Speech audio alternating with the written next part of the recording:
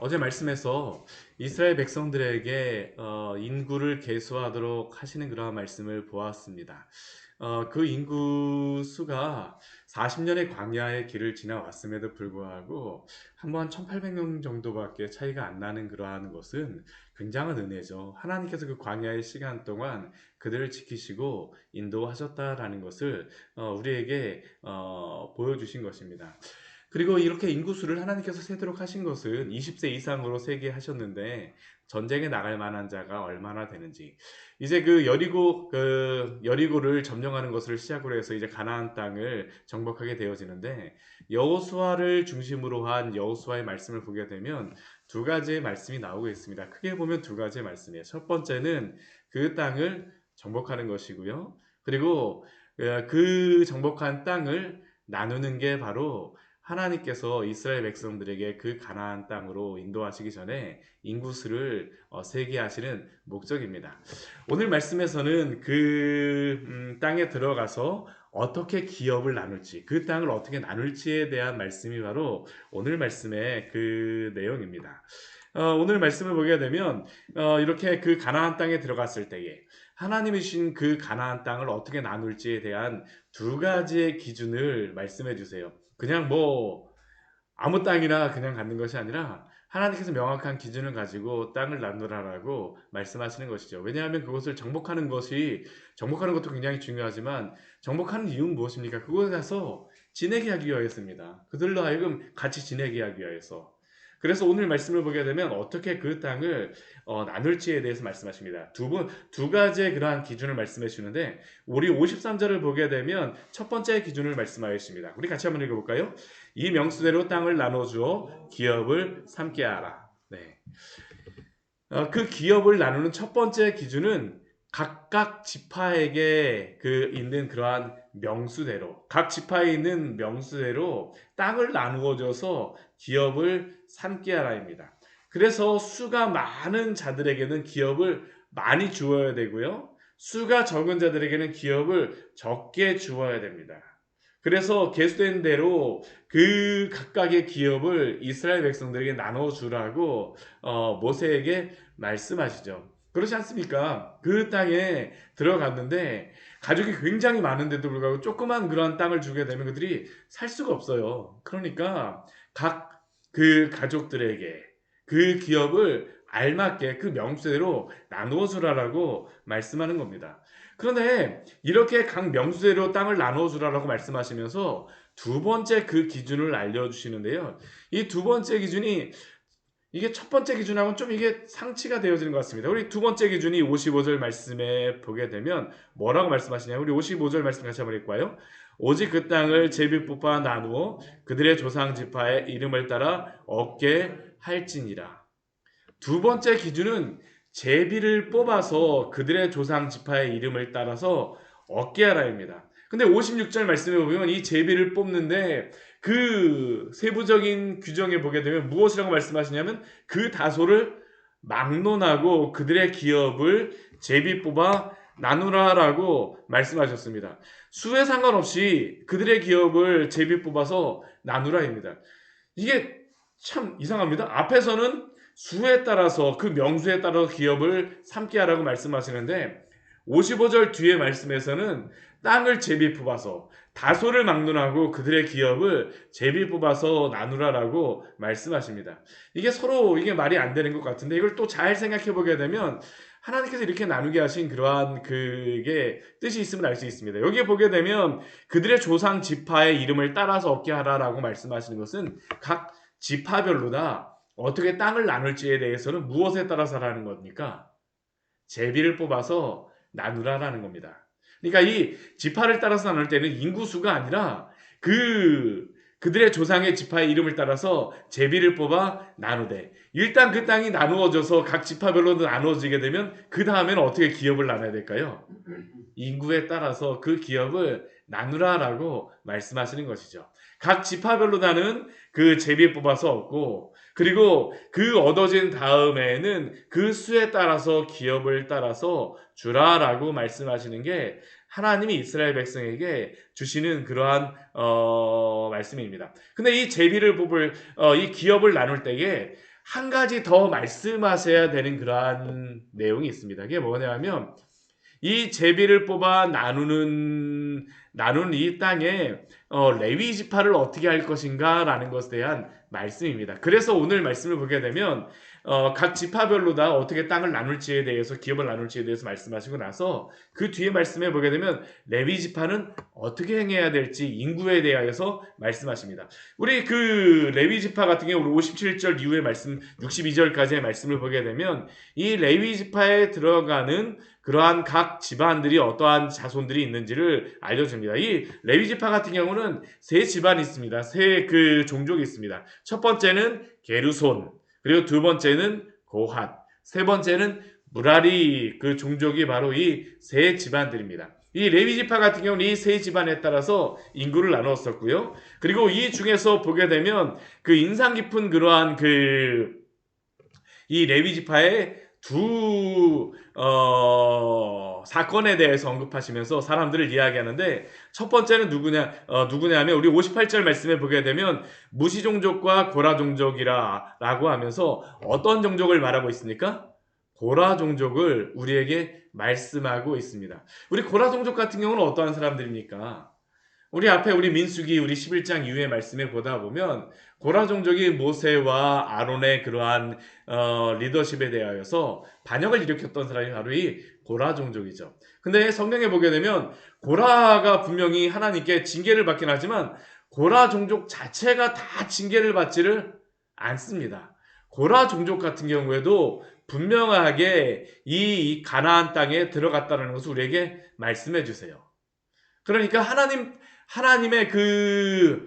약속하신 그 땅에 들어간다라고 하는 것이 고라 종족 같은 경우를 보게 되면 은혜로 다 들어간다는 것을 우리가 분명히 알 수 있습니다.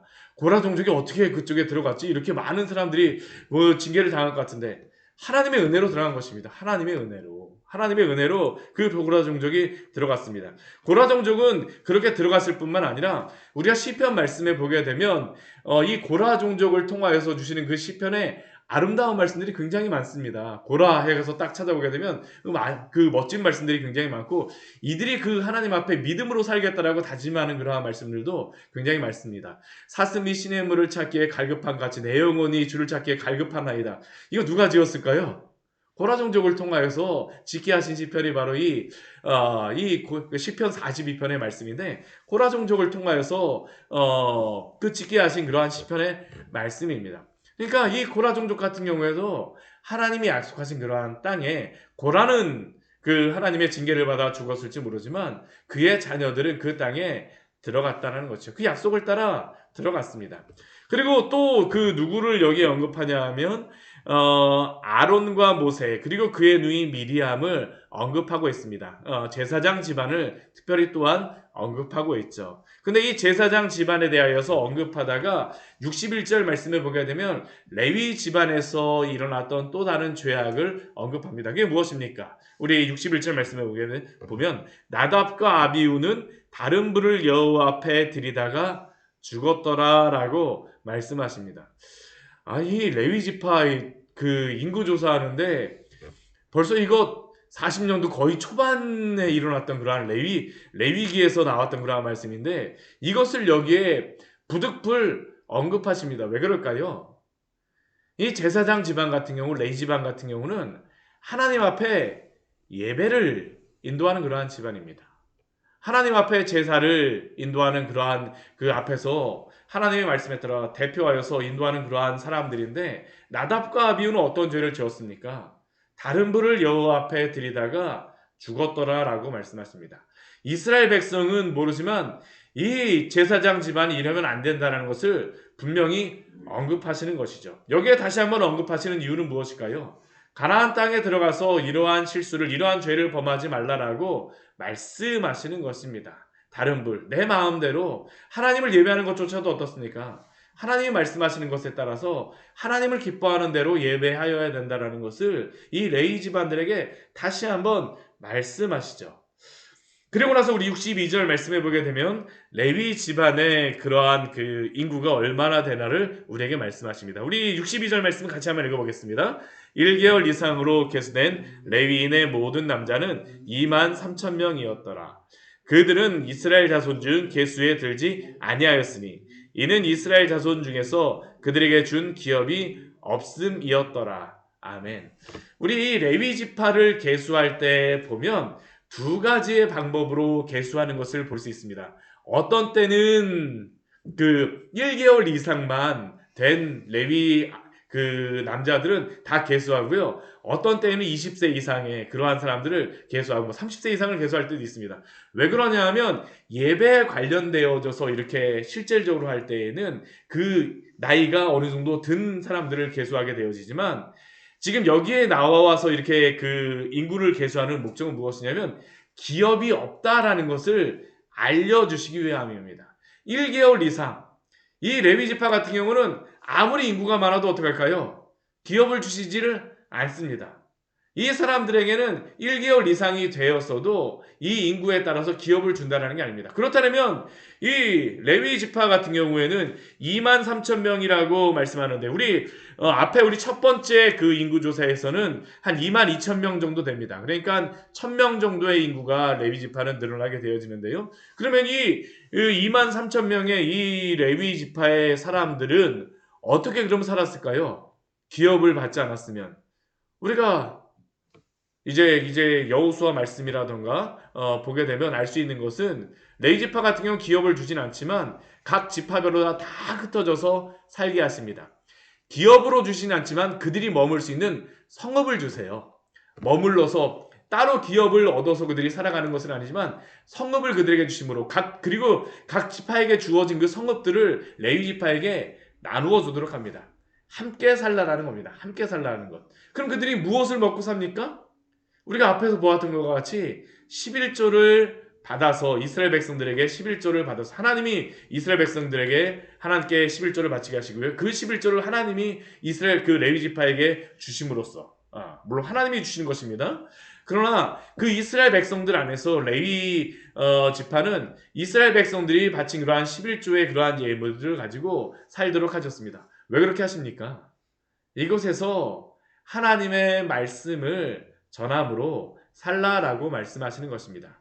소금과 같이 빛과 같이 이것이 바로 또한 교회를 이 땅 가운데에 세우신 그러한 목적이고요. 또한 성도들을 우리의 각각의 곳에서 흩어져서 살게 하신 목적인 줄 믿습니다. 우리가 주님의 백성으로서 소금과 같이 살아가십시오. 빛과 같이 살아가십시오. 소금이 맛을 잃으면 땅에 밟혀지는 것과 같이 그리스도인이 그 맛을 잃어버리고 그 짠맛을 잃어버리게 되면 세상 속에서 밟히며 살아갈 수밖에 없습니다. 그러나 그 맛을 가지게 되면 어떡할까요? 하나님의 거룩한 백성으로서 세상이 부패하지 않도록 그 역할을 감당하게 하시는 것입니다. 레위 지파에게 주신 사명이 바로 이것입니다. 각 지파에게 말씀을 잘 전함으로 하나님의 그 말씀에서 떠나서 살아가지 않도록. 그러니까 이스라엘 백성들 가운데에서 기업을 주시지 않은 이유, 레위 지파는 하나님의 말씀을 전함으로 살아가라는 것입니다. 하나님의 말씀을 잘 전함으로 그 말씀에 따라서 살아감으로 그 소금의 역할을 하라라고 말씀하신 것입니다. 그러니까 이스라엘 백성이 어떻게 살아가야 될지를 이 기업을 주시는 것을 통해서 우리에게 알려주시는 것이죠. 근데 저는 이 기업에 대한 말씀을 보면서 한 가지를 더 생각하기를 원합니다. 제가 그 초등학교 4학년 때 강원도에 살다가 여기 그 경기도 평택으로 이사 왔는데 평택에 이사 와서 제가 이제 그 다니면서 저한테 이 도로 그 인상 깊었던 게 뭐냐면 그 강원도는 포장된 도로가 없었습니다. 다 신장로에 갖고 뭐 비가 오게 되면 질척질척하는 그 땅을 항상 다녔었는데 여기를 오니까 도로에 포장이 다 돼 있더라고요. 포장이 돼 있어갖고 그때 뭐 86 아시안 게임도 있고 올림픽도 있어갖고 저희 초등학교 다닐 때 지나가게 되면 꼭 손을 들라라고 그 선생님이 얘기해갖고 그 찻길에 차 지나가면 그때는 막 손을 들면서 막 이렇게 막 했던 그런 기억이 있는데요. 근데 제가 그 길을 지나가면서 제가 한 가지 좀 신기했던 게 뭐냐면 여름에 뜨거운 때 그 길을 지나가게 되면요. 그 도로 위로다 아지랭이가 막 피어나면서 멀리 보면 거기에 물이 있는 것처럼 보입니다. 그래서 제 친구 와서 그게 되게 신기해갖고 멀리서 막 아지랭이가 피어나고 물 같은 게 있으면 막 뛰어갑니다. 뭐 보러 갔을까요? 실제로 물이 있는지 보러 가는 겁니다. 물이 있나 없나. 하나님께서 이스라엘 백성들에게 이 가나안 땅 기업을 주신다라는 것이 무엇입니까? 하나님이 이 땅을 주셨다라고 하고 나서 이 땅을 거짓으로 주었다라고 하게 되면 이들이 나눌 기업이 있을까요?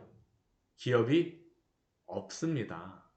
하나님이 이들에게 주신 그 땅은 실질적으로 그들에게 주시는 그러한 땅입니다. 우리가 이 광야의 길을 가는 것은 우리 인생의 그러한 삶을 살아가는 것으로 우리에게 말씀해 주시는 것인데, 이스라엘 백성에게 이 가나안 땅을 주시고 실질적인 그 땅이 있었다라고 하는 것은 우리가 이 땅에서 우리가 이 광야 같은 인생을 마치고 난 다음에 하나님이 우리에게도 주의 영원한 본향과 나라가 약속되어 있음을 말씀하여 주심을 기억하시기를 바랍니다.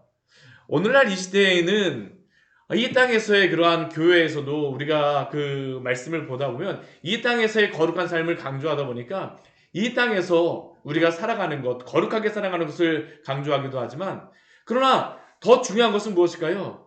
주님의 나라가 분명히 있습니다. 그것은 신기루와 같지 않습니다. 우리의 목숨이 다하게 되면 주의 영원한 본향으로 우리를 인도하실 줄 믿으시기 바랍니다. 가나안 땅을 주셨던 그 땅이 이 땅을 살아갔던 성도들에게 분명히 약속되어졌다는 것을 기억하십시오. 이러한 말씀을 보면서 우리에게 약속된 땅이 있다는 것을 우리에게 또한 보라고 말씀하심이 아니겠습니까? 우리 히브리서 11장 말씀을 보게 되면 믿음으로 살아갔던 사람들은 항상 어떠한 사람들입니까? 본향 찾아갔던 사람들입니다. 본향을 바라보며 살아갔던 사람들입니다. 이 본향을 잃어버리고 우리가 이 땅에서만 살아가면 무엇일까요? 이 땅에서만 그냥 살아가다가 끝나는 것입니다. 우리에게 영원한 본향이 있다는 것을 기억하십시오. 이 땅은 무엇과 같습니까? 아무리 실체와 같이 보인다 할지라도 다 사라져버리고 없어져 버릴 땅이라는 것을 우리는 기억해야 됩니다.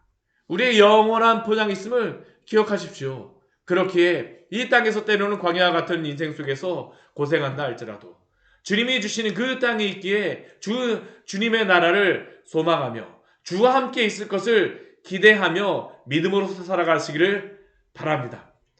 그러면 이 주님의 나라에 들어갔던 사람들은 누구일까요? 믿음으로 살아갔던 사람입니다. 오늘 마지막에 나오는 두 인물을 소개하고 있죠. 우리 63절과 64절 말씀을 보게 되면 모세와 제사장 엘르아사를 통하여서 계수한 사람들이 이렇게 되었다라고 말씀하고 난 다음에요. 64절 말씀에서는 이렇게 말씀합니다. 시내 광야에서 계수한 이스라엘 자손은 한 사람도 들어가지 못하였다라고 합니다. 왜 그들이 들어가지 못하였을까요? 그러나 예외도 있었습니다. 누가 들어갔습니까? 우리 65절 말씀 같이 한번 읽어보겠습니다. 이는 여호와께서 그들에게 말씀하시기를 그들이 반드시 광야에서 죽으리라 하셨습니다. 이러므로 여분네의 아들 갈렙과 눈의 아들 여호수아 외에는 한 사람도 남지 아니하였더라. 오직 누구만 들어갔습니까? 여분네의 아들 갈렙과 눈의 아들 여호수아 두 사람만이 들어갔다라고 말씀합니다. 이 두 사람은 어떠한 사람들입니까? 믿음으로 가나안 땅을 바라보며 살아갔던 사람들입니다. 이 두 사람들의 특징이 무엇일까요? 저는 이게 굉장한 큰 의미가 있다고 생각을 합니다. 모세는 광야를 40년 동안 바라보고 나서 40년의 광야를 인도하였지만 이 여호수아와 갈렙은 가나안 땅에 들어가서 정탐하고 나서 이 땅을 믿음으로 그들에게 땅이 있다는 것을 알려주었던 사람이죠. 그리고 이 사람들은 광야에서 40년을 헤맸지만 그러나 이 사람들은 무엇으로 가나안 땅을 보았을까요? 믿음으로 바라보았던 사람들이 바로 이 가나안 땅에 들어갔음을 기억하십시오. 가나안 땅을 보았던 두 명의 사람들, 믿음으로 그 땅을 소망하였던 사람이 들어갔습니다. 우리 히브리서 4장 2절 말씀을 보면 그래서 우리에게 이렇게 말씀합니다. 우리 히브리서 말씀만 읽고 오늘 말씀을 마치도록 하겠습니다. 히브리서 4장 2절의 말씀입니다. 히브리서 4장 1절과 2절의 말씀 우리 같이 한번 읽어보도록 하겠습니다. 그러므로 우리는 두려워할지니 그의 안식에 들어갈 약속이 남아있을지라도 너희 중에는 혹 이르지 못할 자가 있을까 함이라. 그들과 같이 우리도 복음 전함을 받은 자이나 들은 바 그 말씀이 그들에게 유익하지 못한 것은 듣는 자가 믿음과 결부시키지 아니함이라. 아멘. 어떻게 보면 히브리서의 오늘 말씀은 우리가 오늘 보았던 민수기 26장에 대한 해석이라고 할 수 있습니다. 해설이라고 할 수 있습니다. 왜 그들이 들어가지 못하였습니까? 그 많은 사람들이 있었음에도 불구하고 60만 명이 있었음에도 불구하고 왜 들어가지 못하였다라고 말씀하고 있습니까? 들은 바 그 말씀이 그들에게 유익하지 못한 것은 듣는 자가 믿음과 결부시키지 아니함이라. 우리에게 주신 이 본향의 땅이 있음을 기억하십시오. 그리고 그 땅을 바라봄으로 우리에게 주신 그 말씀과 결부시킴으로 오늘도 믿음으로 살아가시기를 축원합니다. 성도는 목숨이 다할 때까지 주님의 그 말씀을 믿음으로 결부시키며 살아가는 자들입니다. 같이 기도하도록 하겠습니다. 하나님 아버지, 오늘 말씀을 통하여서 우리에게 귀한 은혜를 주님